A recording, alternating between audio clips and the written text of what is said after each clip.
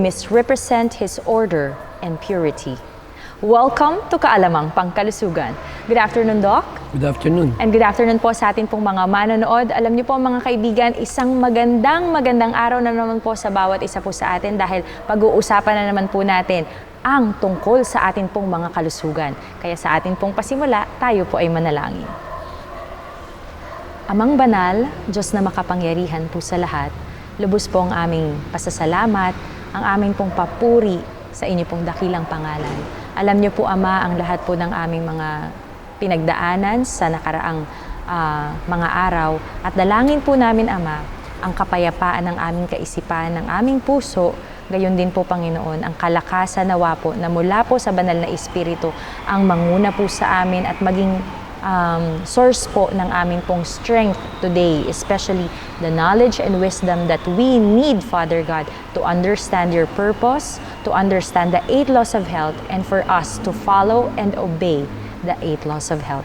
Thank you so much, Lord God, for all the blessings that you have given to us. All this we ask in Christ's holy name we pray. Amen. Mga kaibigan, isang magandang panimula po ang ating pong binasa kanina at yun po ay matatagpuan sa The Review and Herald.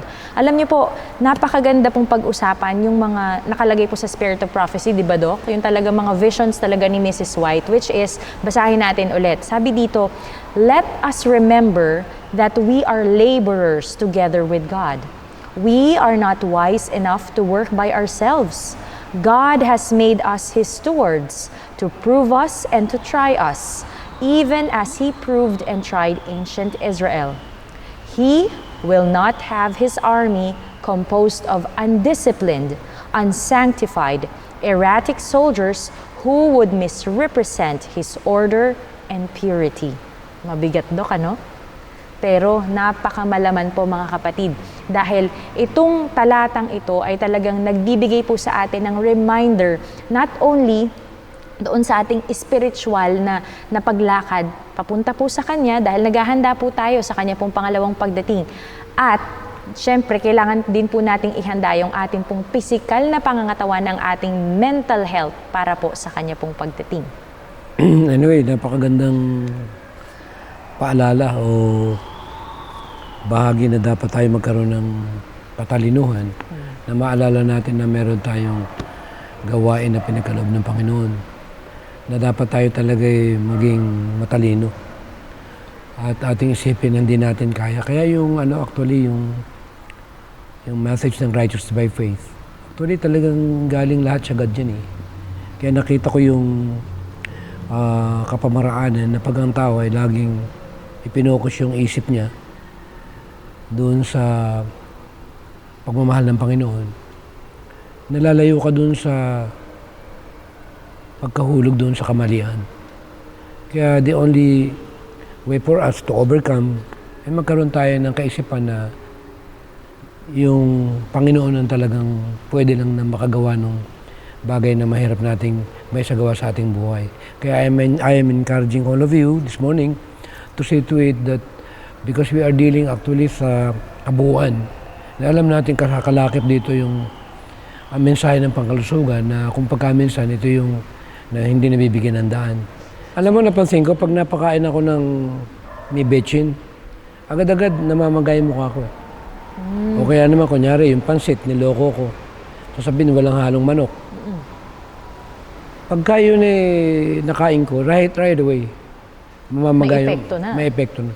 Kaya pala pag matagal ka ng vegetarian, talagang masasabi ko na ikaw mismo yung hindi na tatanggapin ng katawan. Bagaman wala na sa panlasa mo, pero pagdating pa sa katawan mo, makikita mo yung nangyayari sa katawan mo mismo. Totoo yun, Dok, no? Yun yung sinasabi ko sa mga nag-a-undergo ng program na pagka kumain ka ng therapeutic food, kunyari may cancer ka, 6 months ka na kumain ng 100% natural, pag biglang kumain ng mali, kuminsan doon bumibigay. Kasi siyempre, breed ng ng lahat ng bakterya na hindi na sanay yung katawan mo ron, tapos bigla mo, for example, ikaw, naka 1 year ka na siguro mahigit na vegetarian, iba na yung system mo. It's no longer the same like before. So you must consider that. Or else, maaaring magkasakit ka. Totoo, Dok, no? Magkakaroon talaga siya ng ibang effect sa atin, especially yung bad effect, katulad yung allergies, yung nangangati. Na-experience ko din yan, Dok, kasi katulad yung na-experience mo na, kunyari hindi sa amin sinabi na talagang may halo pala, kahit yung pangsahog lang nila, mga ganun, pampalasa nila, which is hindi po yun maganda because remember, pinag-usapan na natin ang accountability natin sa atin pong Panginoon.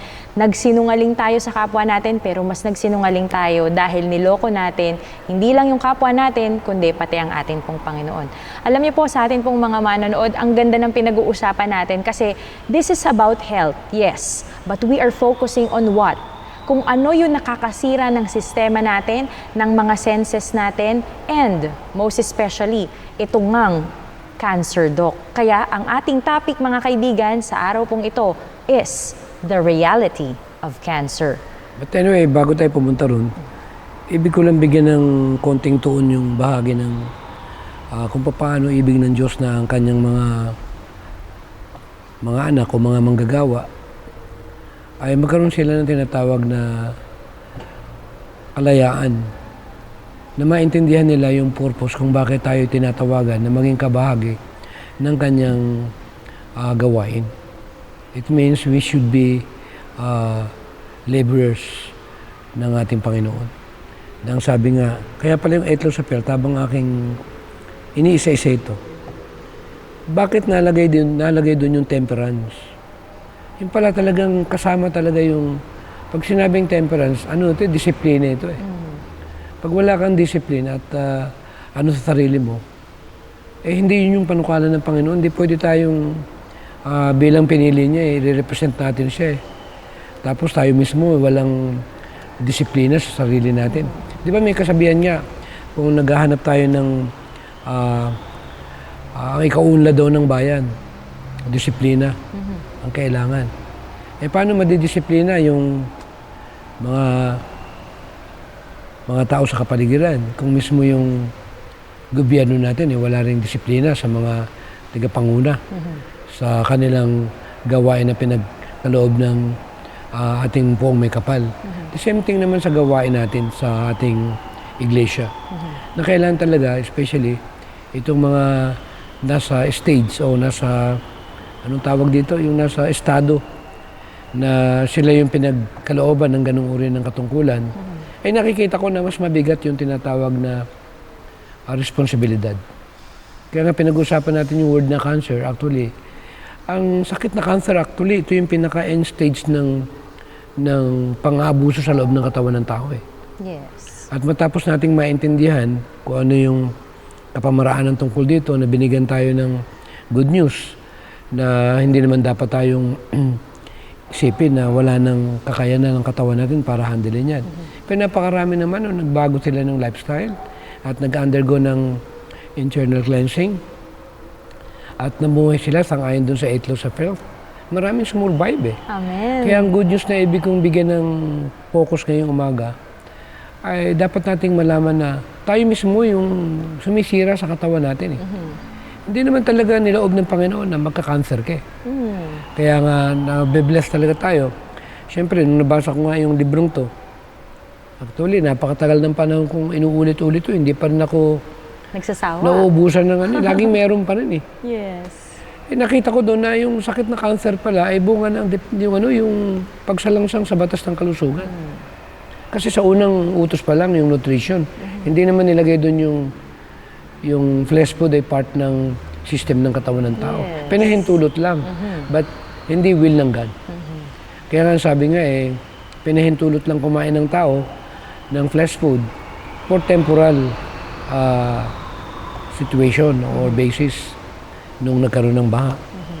Kaya kung titingnan natin talaga, kung ating titingnan, actually pwede nating maprolong ang buhay eh.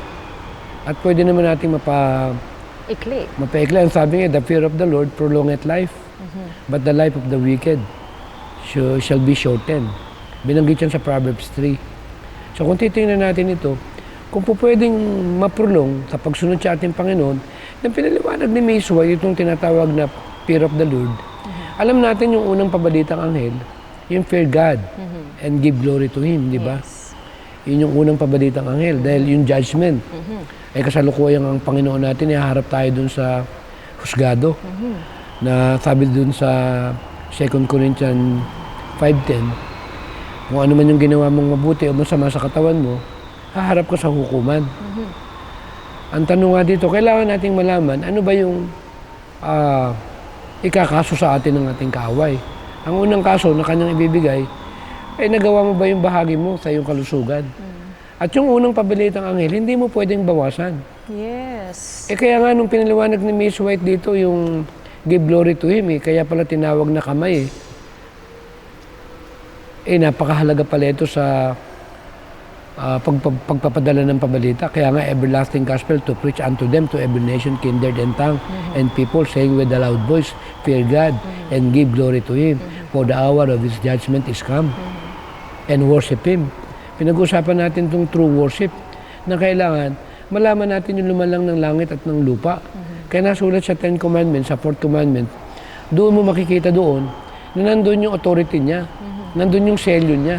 Dahil kung tatanggal mo yung 4th Commandment, anybody can claim that. Yes. Pwedeng maklaim nila sila yung gumawa nung tinatawag na 9 Commandments. Pero pag nilagay mo yun, ay alam mo na ang Panginoon ang lumalang sa sanlibutan. Amen. Kaya ito yung number 1 na gawain ng kaaway actually. Kaya napakahalaga. Kaya pag sinabi nating kasama yung health message o right arm, ikaw ba for example, kalpintero ka, wala kang kamay, sa tingin ba epektibo yung pagtatrabaho mo? Hindi Hindi Paano ako mo makakagawa. mapupukpok yung martilyo? Wala. Binibigay lang natin yung alam mo na, yung message ng 10 Commandments. Wala namang law of health. Di ba nakalagay sa 43 ng Councils on Diet, yung health law, kaakibat. Yes, Kapartner. the right hand. Kapartner yan ng ating pabalita. Kaya for example, manggagawa ka, binibigay mo kalahati lang. Wala, Matatapos mo kulang. ba yung gawain? Hindi. Magkakamatay ang mga yan. Ngayon, ang tanong ko ito, bago natin ituloy dyan, meron binanggit si Miss White na pwedeng pahabain. Basahin natin sa page 164 ng Councils on Diet and Food. Ang ganda ng ano kasi rito 162. Ang sabi, the Lord has chosen you to do His work.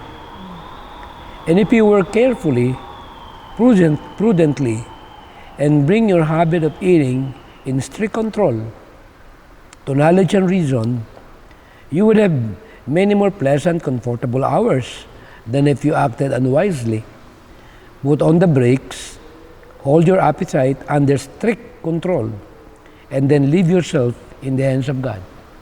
Prolong your life by careful supervision of yourself. Amen. So, hindi pala po pwedeng walang tinatawag na, ang sabi nito, put on the brakes, hold your appetite under strict control. Grabe. Strict control. Ba't hindi ito? Pinili tayo ng Panginoon dito sa ganitong uri ng gawain. At kung tayo daw talaga'y mag-iingat at tayo'y susunod doon sa tamang kapamaraanan ng pagkain at gagamitan natin ng striktong pagpipigil and leave everything to Him, and God will prolong your life. Amen. Paano mapoprolong ang life? Di pupunta rin tayo sa batas ng temperance. Bakbakan ito. Kaya hindi ganun kadali ang labanan. Alam ko, gift out ng Panginoon ng ang 8 laws of Tulong health. talaga. Pero alam ba na pwede mong paiksiin?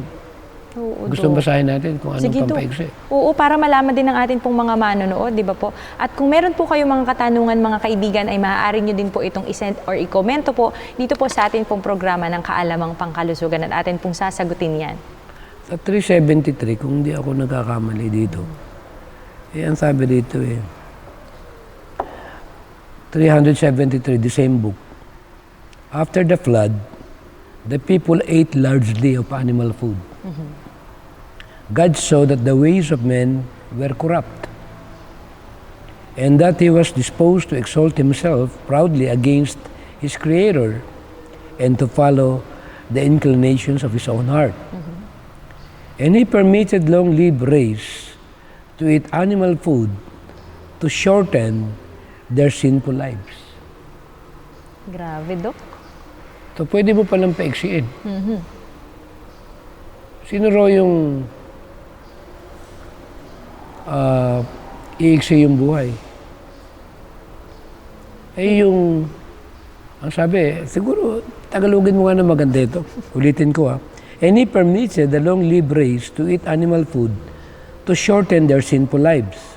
Soon after the flood, the race began to rapidly Mabilis. decrease in size and length of years. Grabe. Pinaliit na, pinaigsi pa yung buhay ng tao nung panahon na yon, nung sila ay nagsimulang kumain ng Matindi animal rito, food, ng yung animal doon na flesh. kumakain ng animal food, ay iiksi yung buhay ng makasalanan. Yes. So, ibig sabihin, pag kumakain ka ng animal food, may iksi yung buhay ng makasalanan. Oo, Dok. Eh, anong kategorya meron ka? Makasalanan. Eh, gusto mo ba yun? Ayoko, Dok. Ibig sabihin yung buhay mo, pumanda ka pa. Ayoko. Siyempre, gusto ko matangkad ako. Di ba? Sino ba naman ang gusto maging maliit, mga kaibigan? Mo, 14 feet si Eve, 16 feet si Adam. Kaya nga, ilang feet lang ako. 932 years ang buhay nila. Si Matusela nga, 969 eh. Si Noah nga, 950. Grabe, Hindi no? naman kumain ng flesh food eh. Ang tanong ito, kaya may choice na tayo. Ngayon, nagka-cancer ka. Ito na. Ang tanong, nung pinanganak ba tayo, wala tayong kakayanan para labanan. Lahat tayo may cancer cells sa loob ng katawan. Yes, that's true. Kaya lang, hindi naman sila ganun ka-agresibo. Dahil meron tayong tinatawag na depensa dyan. Hindi Kung siya tawagin activated. mga antibodies. Kaya ito yung bahagi na sabi ko nga, kung tayo magiging totoo, at yung 8 laws of health may ibabahagi natin sa lahat ng ating mga kababayan, at magkaroon tayo ng, kung pagkaminsan yung 10 utos, di ba? Thou shall not have other gods before me. Thou shall not make any graven image, if I'm not mistaken, Yes, right? that's right. Thou shall not take the name of the Lord in vain. Remember the Sabbath day to keep it holy. Ito yung saligang batas na Para sa isinulat ng Panginoon. Panginoon sa bato. Yes. Na ang Panginoon ay God, hindi siya gagawa ng 10 utos na okay lang sundin mo o hindi. Nang ginawa ng Panginoon ang 8 laws of health, isa lang palang author nito. Dahil pwede ka magpakamatay ng hulugan. Kaya magkakasala ka rin sa 10 Commandments. Totoo, Dok. Pwede ka magsinungaling sa sarili mo. Yes. Sa pamamaraan ng pagkain mo. So dito ko nakita, bakit ganoon? Pagka ikaw ay nagkaroon ng kasalanan, sa 10 Commandments, lalo na pag ikaw ay nagnakaw, big deal. Pero pag nagpuyat ka, meron bang big deal? Meron. Meron bang nagsisisi? Nagre-repent? Naku, yun ang talagang Meron bang mga wala. matatabang hindi nag-exercise na nagsisisi? Alam ba yung kung anong kasalanan? I'm sorry, I am very straight. Ang kasalanan sa banal na espiritu ay yung kasalanan hindi mo hinihingi ng tawad. Totoo. Sinong humihingi ng tawad sa pagpupuyat? Wala. Sinong humihingi ng tawad sa hindi pagkain ng back to original diet? Wala. Sinong hingi ng tawad doon sa mga hangin na ang nakukuha nila sa kamay nila ay polluted? Wala. Wala na. They become numb. Yes. But the moment na intindihan mo na ito pala kasalanan, patatawarin ka anytime. Alam mo bang walang kasalanan hindi pinapatawad ang Panginoon? Totoo. Ikaw na lang ang, kumbaga sa final judgment, ganito yan eh. Si Satan kasi ang trabaho niyan, ilista lahat yung kamalian mo eh. Yes. Pero ang tao, the moment na humingi ka ng tawad, burado lahat yung kamalian mo. Totoo, Dok. Pero ang ipapatawad sa'yo, yung na-realize mo na mali talaga, At hindi mo nababalikan. nalulumbay ka, Sincere ka, yes. nagkakaroon ka ng grieving, nagkakaroon ka ng Nanlulumo tinatawag, ka. Lord, nagkamali na naman ako. Napuyat na naman ako kagabi. Ako, hiningi ko ng tawad yung puyat. Na ngayon, nung araw, hindi. Wow, congratulations, Dok. Ngayon, pag ako'y napuyat, Lord, sorry po. Hindi na po ako ulit bukas. Ako naman, Dok, nananalangin talaga ako. Lord, tulungan mo po akong maging maaga matulog sa kinabukasan Yung o fresh air, mamaya. humingi ka ba ng tawad pag hindi fresh air yung hangin Oo mo? din, Dok. Alam mo kung bakit? Kapag nagpupunta ako dito Humingi ka lang ng tawad, segundo. Dahil habang humihigop ka, every 2 seconds, Kaya nga every 2 seconds, kailangan hingi ka ng tawad. Kaya nga Ay, di ba? paano yun? Grabe naman. Pero alam niyo po mga kaibigan, totoo po yun, no? Na reality po talaga. That's why we are talking about health here because we want all of us to be healthy and to prepare our physical bodies doon sa pagdating ng Napakasakit ating ito, Panginoon. kaya alam mo ba, kung minsan ayoko i-topic to eh. Siyempre, napakaraming masasagasaan. Gano'ng karaming Adventist na nakatira sa Metro Manila? Totoo, Dok. 1902 pa pinapaalis dyan. Yes. Baka isipin naman, masyado naman tayong drastic. Ano tawag doon? Yung... Extreme. Hindi lang yun, may tawag sila eh. Yung napakasakit. Kuya Eddie. Na siyempre kahit pa paano, alam nga namang hindi mo i-remind. Yes. Ito lang naman yung kakayanan na po pwede nating maisagawa. Kaya nga sabi ko, kapag pinag-usapan ng 8 utos ng pangkalusugan, walang personalan ito. Hindi pinag-uusapan dito yung lahat tayo nangangailangan ng biyaya ng Panginoon. Napagkalooban tayo ng kakayanan na ma-realize natin na ayon niya na magkaroon tayo ng karamdaman na papaano kung bumigay ang ating kalusugan, katulad ng sakit na cancer. Oo, totoo, Dok. Alam mo ba, napakarami kami na-encounter na nagkaroon ng sakit sa baga, cancer of the lungs. Hindi na nigarilyo. Second-hand smoke. Hindi rin, wala din. Wala din, Dok? Alam ba kung paano? Paano, Dok? Talagang mula nung Metro Manila talaga. Ayun, yung pollution. Tapos puro aircon yung hangin nila. Isipin mo nag-opisina ka, nagda-drive ka, aircon. Pagdating mo ng opisina, aircon. Pagdating mo ng bahay aircon. Ano pa yung totoong hangin na kuha mo? Wala na. Ngayon, pag nakaka-cancer ka ngayon, sasabihin mo, bakit ka pinabayaan? Samantalang binigyan tayo ng libre na regalo Yes. ng magandang hangin sa kapaligiran. Kaya tutok tayo, pasensya na po kayo dahil cancer ang topic natin. Siyempre, para siguradong hindi tayo prone o malagay sa peligro, wala namang masamang magpaalalahanan. Yes, totoo. Ang sabi nga ang paalalay gamot sa taong matigas ang ulo.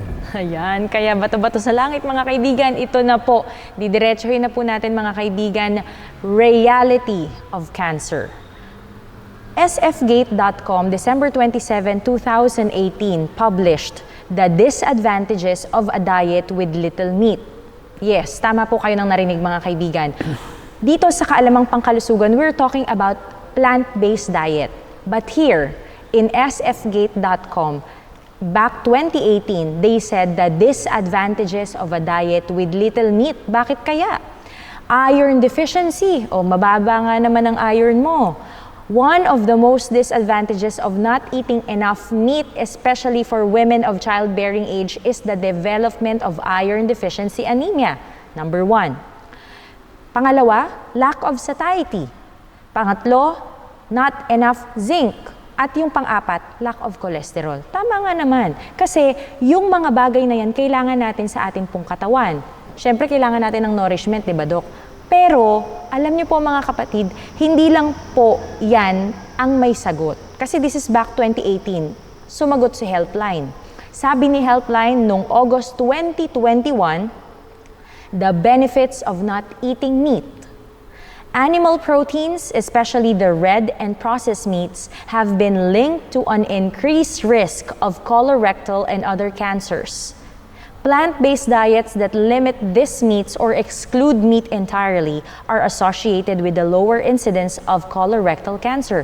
Now, Doc, may tanong ako. Maraming mga kaibigan natin ang nagtatanong, bakit po kaya nagkaroon ng colorectal cancer? Ng cancer sa stomach, ng cancer sa gallbladder, cancer sa ganito. Bakit? Lahat po yun yung pagdadaanan nung digestion mo. Yun yung pagdadaanan ng mga pinakakinain mo. Di ba, Dok? Kaya nagsisimula yan sa bibig natin, mga kaibigan Kapag nagsimula siya sa bibig, kaya dapat ito yung, naku, Gladys, mali ang kinain mo. Dokta, mali ang kinain mo. Di ba, dapat ganun tayo Pero hindi Ay, ang sarap ng ganito. Ay, ang tamis, pahingi pa nga. Isang sandok pa nga. Extra naman ganito. Pabaon pa nga ako. Pakibalot nga. Di ba, ganun tayo Yung una na binanggit mo, yung kukulang ka sa vitamina o sa iron. Iron.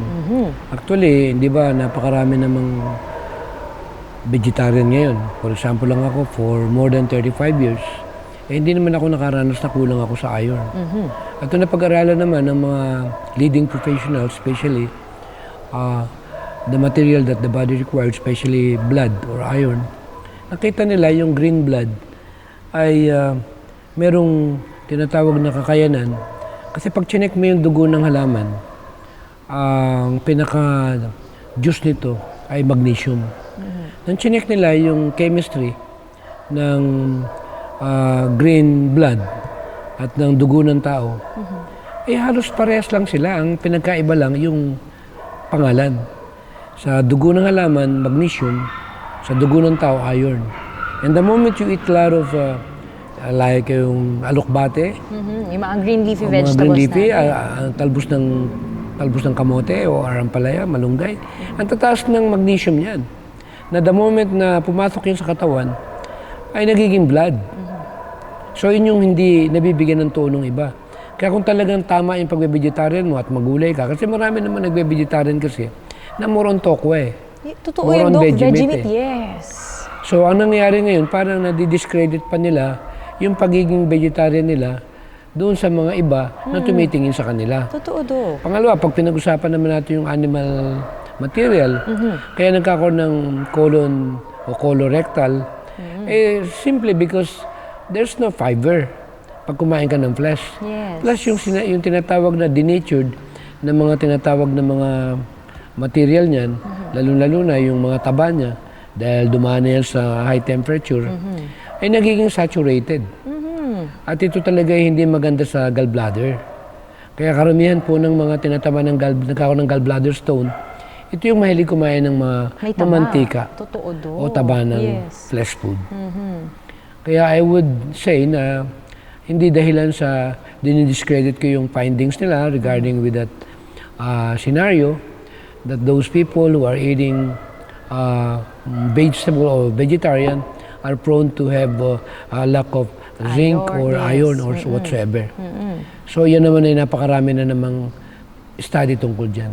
Kaya buti na lang merong panibagong study Yes. na natuklasan nila na talagang itong pagkain ng karne ay cause ng colon cancer. Ang dami kong pasyente na nagkaroon ng cancer gawa nung hindi kumakain ng gulay. Puro flesh food. At saka alam mo, Dok, no, sa atin pong mga manonood, kasi binanggit na, in-explain ni Doc yung iron deficiency, which is hindi nga naman talaga. Dahil tama talaga na may sariling dugo ang halaman. At ako personally po, I can testify to you na talagang, in front of, the whole people of the Philippines and all over the world, malakas po talaga akong kumain, especially po ng gulay. At hindi po yan lingid sa kaalaman ni Doc Tam. Pero alam niyo po mga kapatid, hindi po ibig sabihin na dahil hindi kami kumakain ng meat, ay kulang kami sa mga ganito, ganyan. Kasi maganda yung point ni Doc na regarding doon sa veggie meat natin, regarding doon sa mga tokwa natin. Kasi, syempre, some of us, we are, pag minsan gusto natin, Doc, makatikim ng parang may meat, di ba? Parang ganun. Yeah. That's why meron tayong mga alternatives. Pero it doesn't mean na puro yun po yung kakainin natin. Kaya haluan mo din ng gulay. Yes, kasi yun talaga yung may nutrisyon. Kasi flour lang, harina lang po yung nandoon sa veggie meat natin. Unless kung meron siyang mushroom. Di ba, Doc, yung mga ganon. Also, itong satiety natin, yung pagiging busog natin, alam niyo po, mas mabubusog po tayo mga kapatid doon sa Ako po, personally, twice a day lang talaga ako kumakain. Twice a day, na malalaki yung servings talaga na puro halos talaga gulay. Kaya, mga kapatid, I am praying that all of us will pursue, will persevere, will endure, na kahit mahal ang bilihin ng gulay natin, ng prutas natin, we will choose the healthy lifestyle because we are living in the last days and we need to prepare ourselves, our physic, our mental health sa atin pong pagdating po ng ating pong Panginoon. At yung yung binanggit mo na you are eating only twice a day, actually ito yung gumamit sila ng mga makabagong terminolohiya Yung tinatawag na intermittent. So pag sinabi natin intermittent, ito yung bahagi na meron kang 16 hours na, di ba, meron tayong napanood niya isang doktor na napakalakataba niya, ang dami niyang sakit. Ang ginawa niya ay nag-fasting siya ng 16 hours. Actually, ito yung kay Ellen G. White Nakasulat siya. Twice a day. Hindi ba tayo natutuwa na advance talaga tayo tungkol dito? At yung point na, alam mo ba yung katawan natin? Pag nag-fasting ka, kung may mga cancer cells ka, kakainin ng katawan mo yan Totoo, Dok. Pati toxin sa katawan mo. Yes. Uubusin nila yan. Kaya pag nagpa-fasting ka at nakapagpapahinga yung katawan mo, Kaya alam mo yung every Sabbath, kung magagawa lang sana na huwag nang kumain. Kung po pwedeng may sabaw ka lang ng buko, dali mo na yung laman ng buko, may tubig ka. Kung magagawa Enough ito, na yun. magiging very clear ang utak ng tao eh. Totoo, Dok. O kaya kumain lang ng fruits. Kunyari may saging ka sa Yung umaga. mga light meals Sa lang. tanghali, magpapaya ka. Sa gabi, magsabaw ka ng buko o yung pinaka-in-between mo, yung Yes. sabaw. Actually, during Sabbath, talagang hindi aantokin tayo. Totoo, Kaya lang Dok. kung pagka minsan, siyempre, hindi natin Maiwasan. basta maiwasan. Nasanay talaga tayo dun sa talagang Ang pag-Sabbath grande. talagang Patlak kung patlak. kainan talaga. Kaya nangyari, inaantok. Alam mo, Dok, gusto ko yung binanggit mo kanina. Ginagawa pa ng tulugan yung church eh. Naku, oy, totoo yan, Tapos Dok. kumain ng tanghalian, kanya-kanya silang hilere. Oo, Sinabi yung na nga silya. sa Bible na, sinabi nga ng Miss White, hindi tayo dapat mag-take even nap eh. Kasi special lang na yun eh. Isang araw nga lang yung Sabado eh.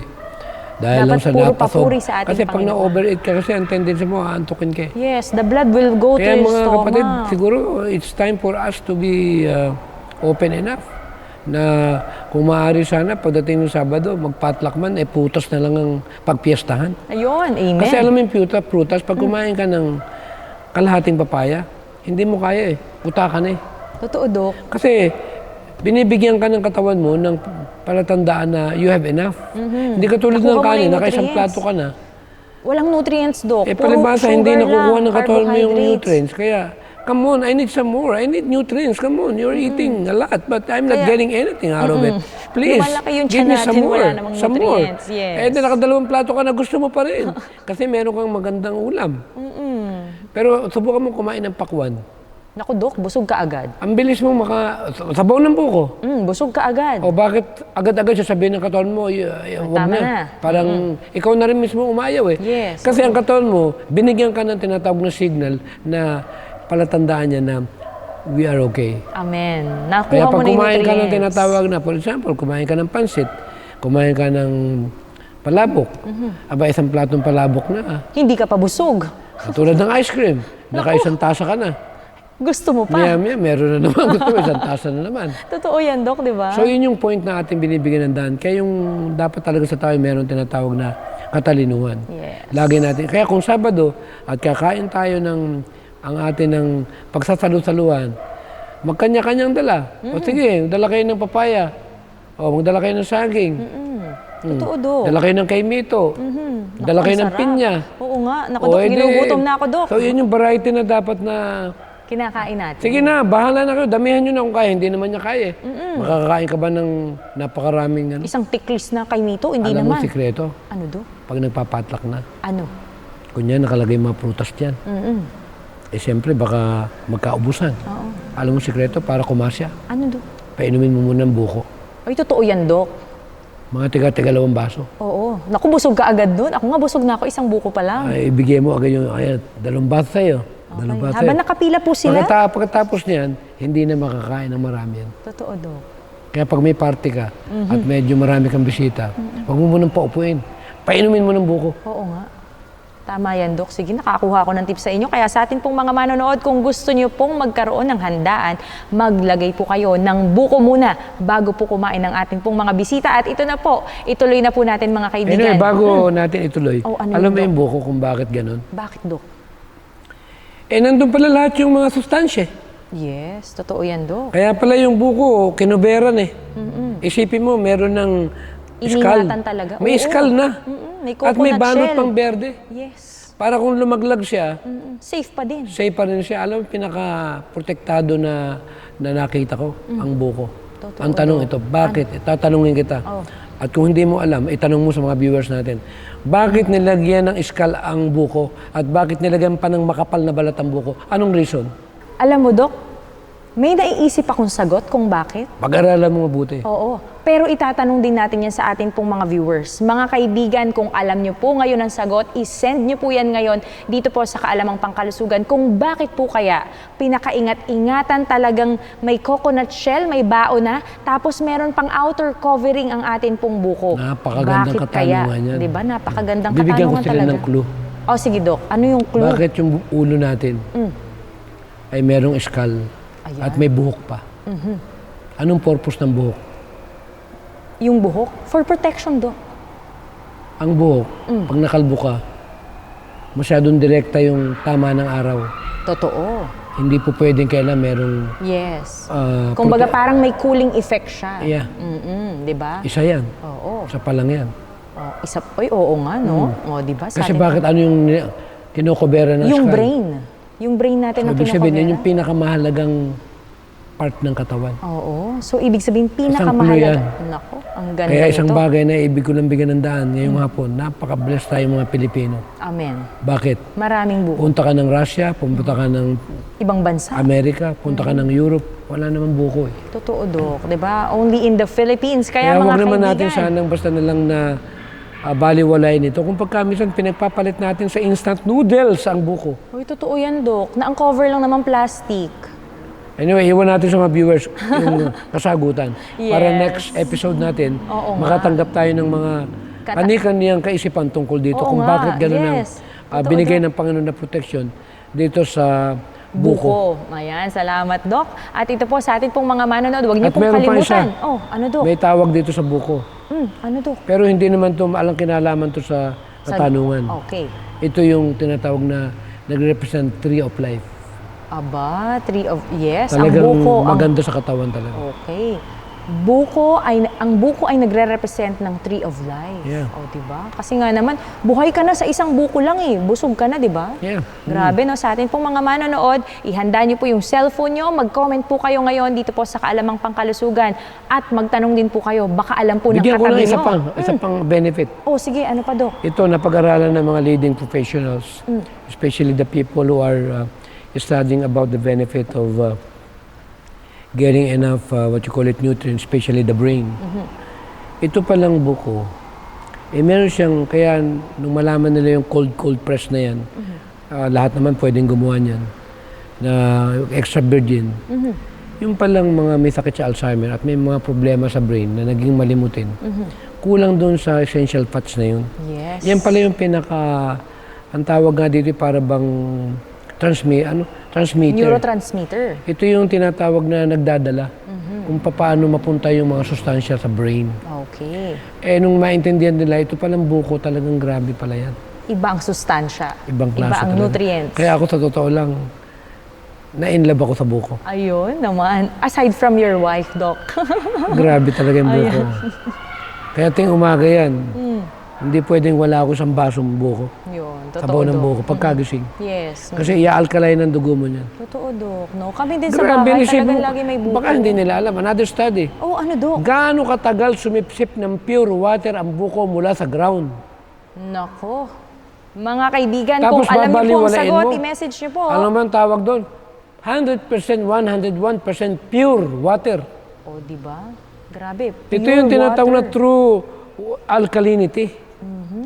Kaya pag may cancer ka, napakalaking tulong. Paggising sa umaga, uminom ng sabaw ng buko. Amen. Ang tanong, mahirap ba? Hindi, Doc. Mahal ba? Hindi. Mura. Yes. Lalo Busog pa ka kung meron kang lugar na may tanim na buko ka na. Oo nga, di ba? Pwede para kang overconfident ka. Oo, hindi mo na kailangan magtrabaho, Doc. Kakain ka. Dahil ang buko, hindi ka ba nagtataka? Ano, Doc? Bakit pag pinitas mo, ilang buwan lang, meron na naman? Oo nga, tuloy-tuloy, Doc, di ba? Sobrang pagmamahal talaga ng Panginoon sa Pilipino. Amen. Amen. Hindi lang yun. Ano, yung Dok? saging pa. Sige. Yung saging pa tinanim mo, tuloy-tuloy nagsusuwi. Huli raw namumunga. Grabe. Pag pinag-aralan mo rin ng saging, matutulala ka. Grabe. Sasabihin mo talagang walang panalo yung mga hindi vegetarian. Totoo, Doc.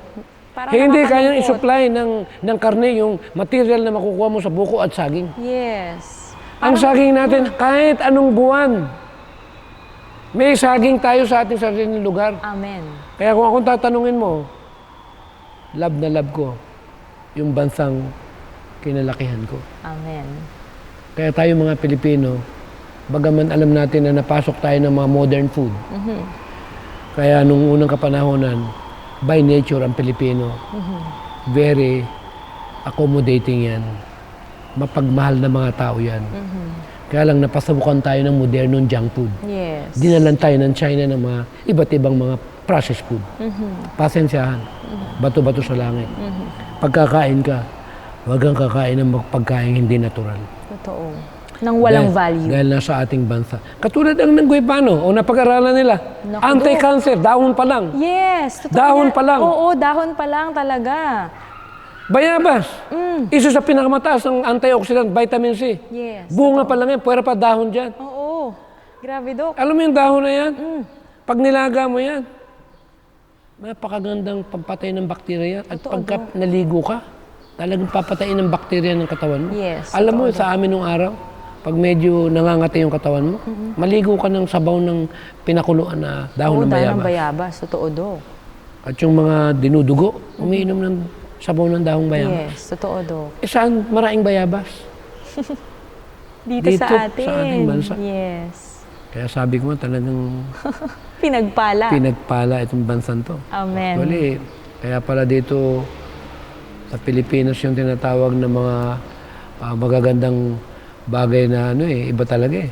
Mayaman tayo sa lahat. Yes, ayan. Mayaman tayo sa natural na regalo ng Panginoon. Amen. Thank you so Ang much, sarap Dok. pag-usapan ng pagkain eh, itong Oo, mga natural totoo, eh. Dok. Oo, sa Kasi totoo wala lang. talagang ilalaban itong mga hindi vegetarian eh. Yes, Pag that's pinag-usapan natin itong sariling atin napag-aralan ko itong malunggay eh. Grabe pala ang properties din ito. The power of moringa. Grabe Balikan niyo ito. po ang Natuklasan aming eh. Alam episode. na magagawa. Kung kumpleto mga libro eh. Yes. Tusok mo lang ang malunggay. Tutubon eh. Oo nga, Dok. Totoo yan. Sa Russia ba? Pwede yan. Sa Sweden. Hindi. Aba. Kaya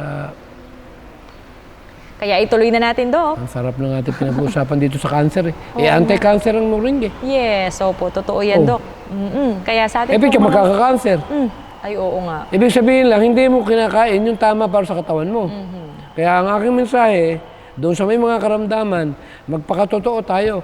Walang mirakulo na darating sa buhay ng kahit sino unless ating naintindihan yung dapat ninyong gampanan sa sariling katawan ninyo. Totoo, Dok. I agree. Or else nobody will do it for you. Yes.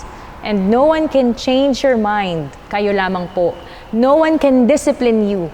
Kayo lamang po. And no one can decide for you. Dahil kayo po ang magdedesisyon para sa sarili ninyo. Para po sa akin, ako po ang magdedesisyon. That's why God gave us the freedom of choice. Ngayon mga kaibigan, alam niyo po, napakabilis po ng oras natin. Pero ito po, nais po naming ibahagi po sa inyo yung realidad regarding po dito sa isang study back 2019. Why is red meat linked to cancer? Marami tayong pinag-uusapan na ganyan. Because here it is mga kaibigan. Red and processed meat contain heme, iron, which makes meat red in color. So, yun pala yung nagbibigay, yung heme na tinatawag natin, yun pala yung nagbibigay ng kulay sa atin pong mga red meat. Now, ano ba tong heme?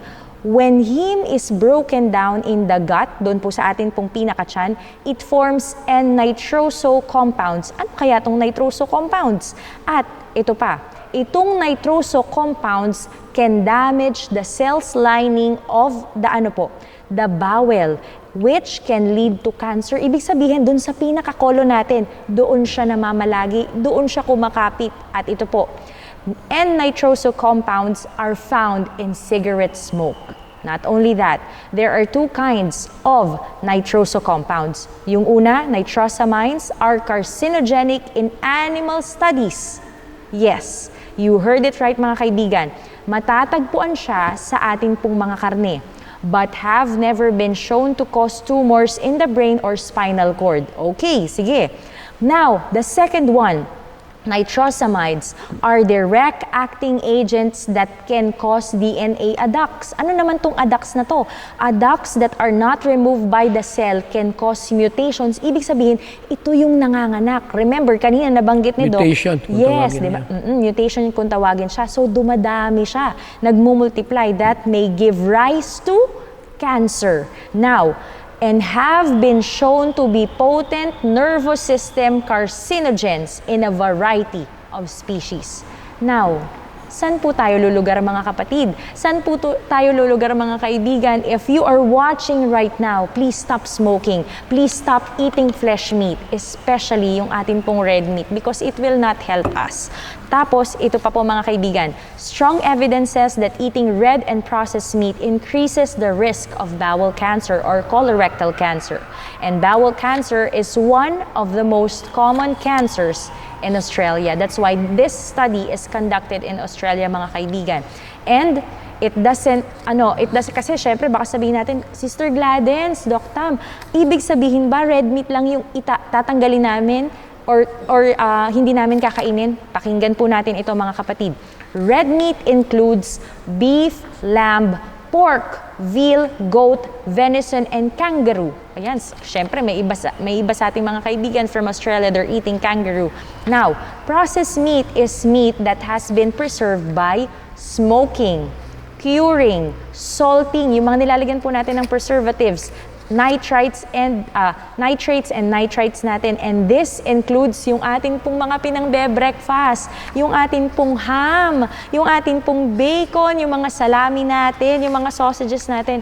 Mga kaibigan, yun po ang makaka-cause ng cancer po sa atin pong colon. Now, I believe marami po sa atin ang nagtataka, bakit kaya yung iba nating mga kaibigan or most of our friends who are eating large amounts of asukal, sugar, okay, are having cancers. Bakit po kaya? Ito po mga kaibigan ang sagot. Refined carbohydrates and starches like potatoes, white rice, white flour products, this causes a rapid rise in high blood sugar, a risk which increases the risk of heart attack and diabetes. Now, ito pong diabetes is a factor for heart disease. Now, ito po yung sagot mga kaibigan. A buildup of blood sugar is exactly what some cancer cells are waiting for. Now, if we are waiting for cancers to visit us or to accumulate in our bodies, mga kapatid, ito po yung isang bagay na tayo po ang tumutulong sa mga cancer cells natin para para dumami sila at para tayo po ay magkaroon ng cancer. So, might as well cut down our sugar, mga kaibigan. Now, ito na po. Year 2020, the Harvard Health Publishing said, compared with meat eaters and vegetarians tend to consume less saturated fat and cholesterol and more vitamin C and E, dietary fiber, folic acid, potassium, magnesium, and phytochemicals or plant chemicals such as carotenoids and flavonoids. Yun po mga kaibigan ang makakatulong sa atin para maka-fight tayo ng cancer. Now, hundreds of studies suggest that eating lots of fruits and vegetables can reduce the risk of developing certain cancers, and there's evidence that vegetarians have a lower incidence of cancer than non-vegetarians do. Amen. Alam mo, Dok, tuloy-tuloy yun. Puro mga studies po. Back 2018, sinimula natin nang biglang nagpasiklab na konti lang pala yung makukuha natin, konti lang pala yung ating pong iron, yung pagiging busog natin, yung cholesterol natin, yung yung ating pong zinc, yung mga makukuha natin sa ating pong pagkain kapag wala tayong meat na kinakain. Pero ito na po ang studies, mga kaibigan. And we would like to share to you Counsels on Health, page 127 says, I am instructed to bear a message to all our people on the subject of health reform, for many have backslidden from their former loyalty to health reform principles. Sino po nagsabi? Si Mrs. Ellen White. And this is the vision that was given to her by God. We want us, people of the Lord, of our Almighty God, to be loyal followers and children of His, to be loyal health reformers, ito yung not semi. minane. Yes, Actually, pag Lord. sinabing backslider, dating kumakain ka ng gulay, tumalikod ka. Yes. Karamihan naman na nabibinyagan ngayon simula pa lang kumakain So, ang pinopoint natin dito, kailangan talaga ma-educate. At huwag natin balikan yung nangyari nung una, anong binigay sa ating propetisa, yung mensahe ng pangkalusugan, ay ating napabayaan. Kaya nga, sabi nga niya, yung cancer, tumor, and all inflammatory diseases are largely caused by meat eating. So, binigay na ng Panginoon to over 100 years ago. Yes. Kaya nga yung paalala sa atin talaga na kung ayaw magka-cancer, sa natural medicine kasi, I'm always emphasizing that anything na naging cause ng pagkakasakit mo, yun yung bagay na dapat alisin mo. Kung alam mo na nagkasakit ka ng cancer, na ito yung pinanggagalingan, buti ngayon meron ng findings about benzopyrin. Yes. Itong paninigarilyo, di ba? Yes. Ito palang pagkain ng karne eh. Para Mostly para ka naninigarilyo, lalo na pagka yung Inihaw. inihaw. Tapos yung methylcolanthrin naman, ito naman yung mga bulalo. Na mga nilutong taba ng hayop. Kaya nga sabi pa nga eh, ano nga sabi? Animal are becoming more and more disease. And it will not be long until animal food will be discarded by many besides Seventh-day Adventists. So kailan talaga natin tanggalin? Pangalawa, yung the liability to take disease is increased tenfold by meat eating. Grabe, Dok. Tenfold. Hindi nagbabago yan. Eh, siyempre pumasok na nga yung mad cow. Na yung mga giniling na patay na hayop, pinapakain sa baka. Kahit nga tilapia, pinapakain pellets eh. Yes, that's Eh, true. meron nga ito, patotoo to, dyan sa parting Bulacan. Eh, nung araw may mga plaisdaan dyan. Tinutuyo yan. Yung plaisdaan. Tapos pag tuyo, natatambakan ng tayo ng manok. Grabe no, Dok. Tapos dahan-dahan tutubuigan. Tapos ilalagay yung tilapia Oo at nga. bangus. Oo, at yun ang Ang tanong, pagkain anong nila. pagkain ng tilapia? Yun, Dok. Yung mga dumi. Kain ng manok? Oo nga. Tapos kakainin natin. Very realistic. Hi, Tapos mga ang gagawin kaibigan. naman nila, iihaw. May benzopyrin na. Lalagyan ng kalamansi. May patis ng konti. Kami mga Bulakenyo, piyesta yan. Alam mo, Doc, no, nais ko lamang din ibahagi sa atin pong mga manonood. Ito pong nakalagay po sa To Be Like Jesus. And this is about obedience, mga kaibigan. What a promise is here made upon condition of obedience. Do you have to cut loose from friends and relatives in deciding to obey the elevated truths of God's Word? Take courage. God has made provision for you. His arms are open to receive you. Come out from among them and be separate and touch not the unclean, and He will receive you. He promises to be a father unto you. Oh, what a relationship is this! Higher and holier than any earthly tie. If you make the sacrifice, if you have to forsake father, mother, sisters, brothers, wife, and children for Christ's sake, you will not be friendless. God adopts you in His family, and you become members of the royal household, sons and daughters of the King who rules in the heaven of heavens. Can you desire a more exalted position than is here promised? Is not this enough? Is God not enough?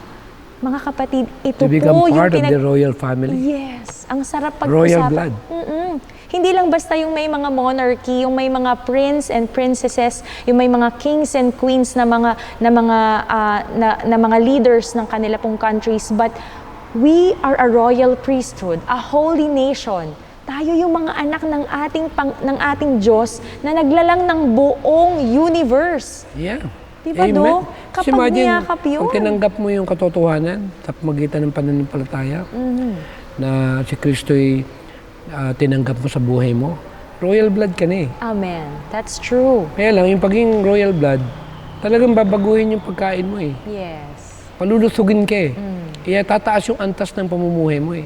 Gagawin kang pinili eh. Amen. Nakakaiba Amen. sa karamihan ng maraming mga tao.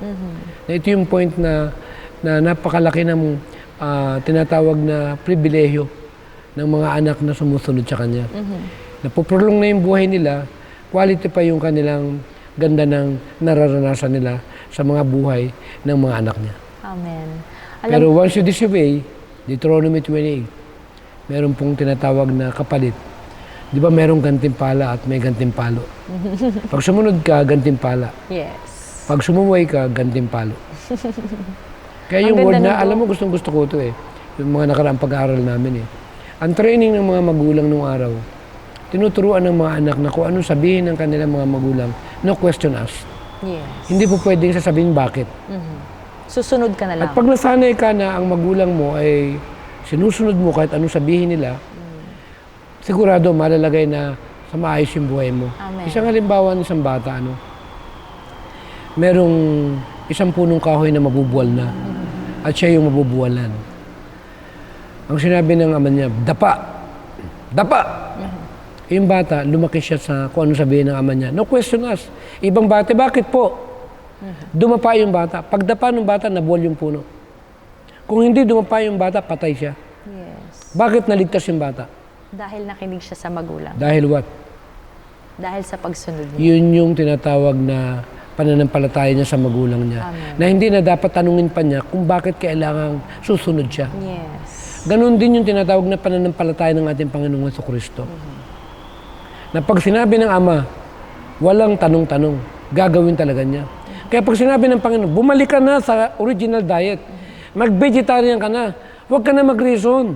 Yes, yes, Lord, Amen. Amen.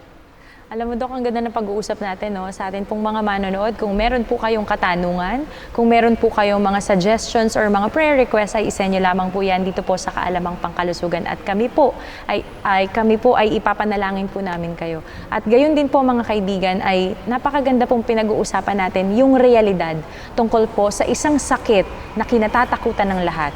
Ngunit hindi naman pala talaga tayo dapat matakot, kundi binigay po sa atin sa Counsels on Health, sa Counsels on Diet and Foods, sa mga libro po na ipinagkaloob po sa atin ng atin pong Panginoon kung ano po ang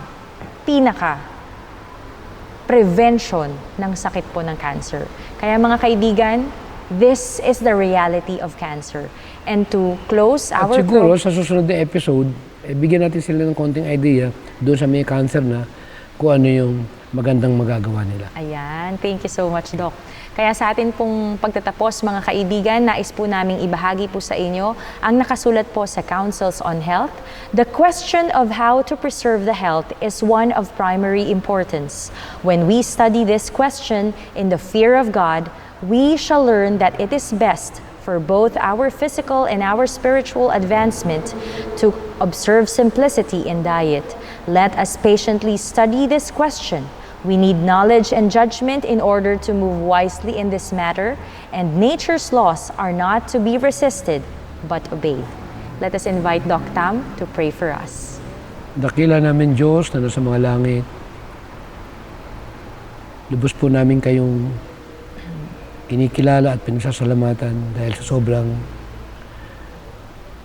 pagpapahalaga po ninyo sa sangkatauhan na hindi po kaya naming abutin yung lalim at bahagi na kung paano ninyo kami pinagkalooban ng pagmamahal na siyang nagbibigay sa amin ng kalakasan na huwag namin mapabayaan unang-una ang aming regalo ng buhay. Tulungan kami lahat, Panginoon, at bigyan ng kakayanan na maging masunurin sa inyo, na matapos naming malaman ang mga pinanggagalingan ng mga karamdaman, ay matutunan namin bumalik sa nagkaloob ng buhay. Patawarin kami sa napakarami namin mga pagkukulang at pagpalain ng gawain ito, Panginoon, sa buong sanlibutan.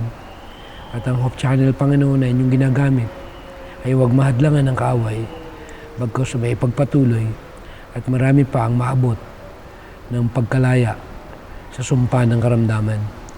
Panginoon, pagpalain din, Panginoon, ang lahat ng mga viewers namin. Kung mayroon man silang mga dinadala sa buhay, bigyan sila, Panginoon, ng